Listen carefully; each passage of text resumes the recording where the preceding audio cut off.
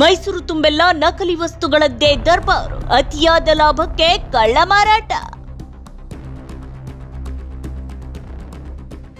Bandipalya, KT ಸ್ಟ್ರೀಟ್ಗಳಲ್ಲಿ duplicate ವಸ್ತುಗಳದ್ದೇ ಕಾರುಬಾರು, ಮುಗ್ಧ ಗ್ರಾಹಕರಿಗೆ ಉಂಡೆ ನಾಮ. ಪ್ರತಿಷ್ಠಿತ ಎಚ್ಪಿ ಕಂಪನಿಯ ಎಲೆಕ್ಟ್ರಾನಿಕ್ ವಸ್ತುಗಳ ಡೂಪ್ಲಿಕೇಟ್ ಮಾರಾಟ ಮಾಡಿ ಸಿಕ್ಕಿಬಿದ್ದ ಕೆಟಿ ಸ್ಟ್ರೀಟ್ ವ್ಯಾಪಾರಿ. ಕೆಟಿ ಸ್ಟ್ರೀಟ್ನ ಇನ್ಫೋಸೆಲ್ಸ್ ಕಾರ್ಪ್ ಅಂಗಡಿಯಿಂದ ನಕಲಿ ಎಚ್ಪಿ ಟೋನರ್ ಮಾರಿ ಸಿಕ್ಕಿಬಿದ್ದ ಮಾಲೀಕ. ಎಚ್ಪಿ ಕಂಪನಿಯ ನಕಲು ಟೋನರ್ ಮಾರಾಟ ಮಾಹಿತಿ ಆಧರಿಸಿ ದಾಳಿ ಮಾಡಿದ ಎಚ್ಪಿ ಕಂಪನಿ ಸಿಬ್ಬಂದಿ.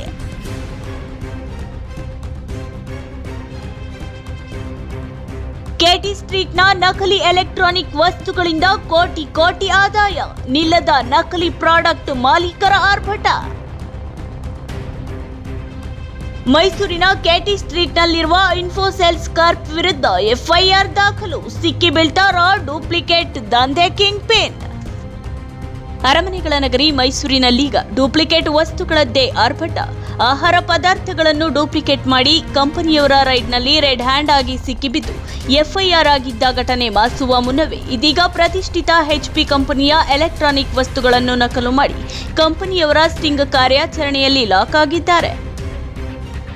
ಹೌದು, ಕಳೆದ ವಾರ ಬಂಡಿಪಾಳ್ಯ ಎಪಿಎಂಸಿ ಯಾರ್ಡ್ನ ಶ್ರೀ ಸುಂದ ಎಂಟರ್ಪ್ರೈಸಸ್ ಮತ್ತು ನ್ಯೂ ಮಹೇಶ್ ಜನರಲ್ ಸ್ಟೋರ್ನಲ್ಲಿ ಜನರು ತಿನ್ನುವ ಆಹಾರ ಪದಾರ್ಥಗಳನ್ನೇ ಡೂಪ್ಲಿಕೇಟ್ ಮಾಡಿ ಲಾಕ್ ಆಗಿ ಎಫ್ಐಆರ್ ಆಗಿದ್ದ ಸ್ಟೋರಿ ನೋಡಿದ್ರಿ.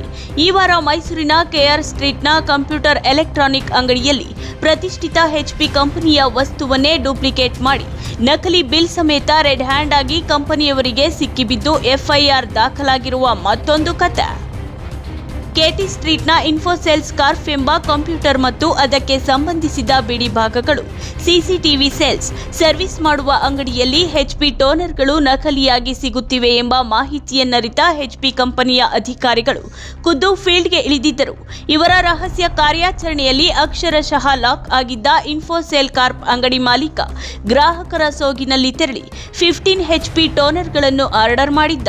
ಕಂಪನಿ ಸಿಬ್ಬಂದಿ ಅವುಗಳನ್ನು ಬಿಲ್ ಸಮೇತ ನೋಡಿ ಬೆಚ್ಚಿ ಬಿದ್ದಿದ್ದಾರೆ. ಯಾಕಂದ್ರೆ ಅಕ್ಷರಶಃ ಡೂಪ್ಲಿಕೇಟ್ ಆಗಿತ್ತು. ಇದು ನಕಲಿ ಎಂದು ಪ್ರಶ್ನಿಸುತ್ತಿದ್ದಂತೆ ಮಾರಾಟ ಮಾಡಲು ಬಂದಿದ್ದ ವ್ಯಕ್ತಿ ಸ್ಥಳದಿಂದ ಎಸ್ಕೇಪ್ ಆಗಿದ್ದೇ ರೋಚಕ. ಇನ್ನು ಈ ಕುರಿತಂತೆ ಕಂಪನಿಯ ಅಧಿಕಾರಿಗಳಾದ ಗುರುಪ್ರಸಾದ್ ಎಂಬುವವರು ಲಷ್ಕರ್ ಪೊಲೀಸ್ ಠಾಣೆಯಲ್ಲಿ ದೂರು ದಾಖಲಾಗಿದ್ದು ತನಿಖೆ ಕೈಗೊಂಡಿದ್ದಾರೆ ಖಾಕಿ ಪಡೆ. ಅಧಿಕ ಹಣದಾಸೆಗೆ ಬಿದ್ದ ಕೆಲವು 420 ವ್ಯಾಪಾರಿಗಳು ಅಸಲಿಯ ತಲೆ ಮೇಲೆ ಒಡೆದಂತೆ ಡೂಪ್ಲಿಕೇಟ್ ಮಾಡಿ ಅಮಾಯಕ ಗ್ರಾಹಕರನ್ನ ವಂಚಿಸುತ್ತಿರುವುದು ನಿಜಕ್ಕೂ ಶೋಚನೀಯ.